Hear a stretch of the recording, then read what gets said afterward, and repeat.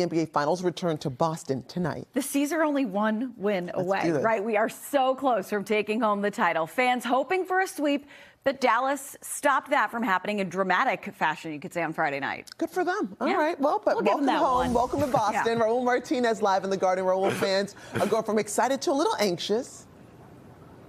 Just a little bit, Latoya, no question about it. I mean, the question is, was Game 4 just a bad day at the office, something we're not used to seeing for the Celtics, or had the Mavericks really figured things out? Now, for the first 3 games, Boston clearly the most dominant team, the best in the NBA, but Game 4 did raise some eyebrows with that blowout loss in Dallas. So let's see if a little trip back here to the TD Garden can really turn things around.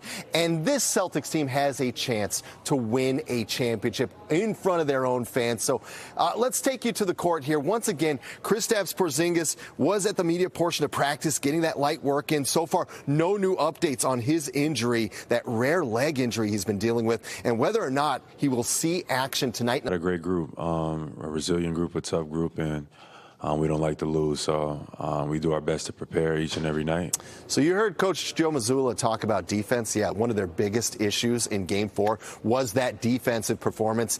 And really in Game 3 at the end of that game. So luckily they were able to pull that one out. But now they're home. Comfort of their home, the hottest ticket in town. Let's go out to NBC 10's Alicia Palamo, who's outside the Garden with the latest and how excited fans are, hoping that tonight is the night, Alicia. Yeah, Raul. I mean, we are really excited. And, you know, it really would be amazing to win it at home. It would have been a little bit less exciting to win it in Dallas, although it would have still been pretty awesome. But let's do it at home, right? I mean, if you want to be here, get a front row seat, it can be pretty pricey. Witnessing history. It is definitely expensive to get a seat inside the Garden tonight. If you're thinking about getting tickets to tonight's game, potentially witnessing the Celtics win banner number 18, what might you have to shell out? Well, the cheapest tickets we found were on Vivid Seats. You'd be sitting in the balcony. You'd still have to spend $1,184. In fact, we found several sites that with tickets right around $1,200 a piece. So if you're willing to spend that much, you can get tickets. But if you want the VIP experience, you can buy literal VIP seating.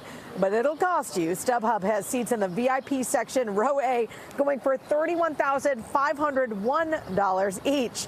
So that's $63,000 for a pair of tickets. I think I'll just watch the game on TV. Or you can come down here to Canal Street, take in Game 5 party atmosphere right outside the Garden. The Mayor and Downtown North Association are once again hosting a car-free zone in the Boston Playoff Hub. Fans can gather here before and during the game tonight with extended seating for restaurants and bars in this area to give it a real block party feel. They do have the barricades up to block off the streets so fans can walk around safely. In fact, Boston police have barricades up all throughout the area. They are prepared for anything. They are prepared for a celebration outside the TD Garden tonight to keep everyone safe and to try to keep the crowds contained if that should happen.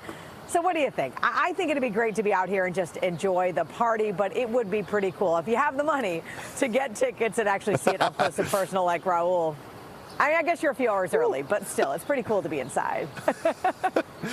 Yeah, 31,000. Alicia, I want to meet that person because they're going to be my new best friend if they buy that ticket. Thank you, Alicia.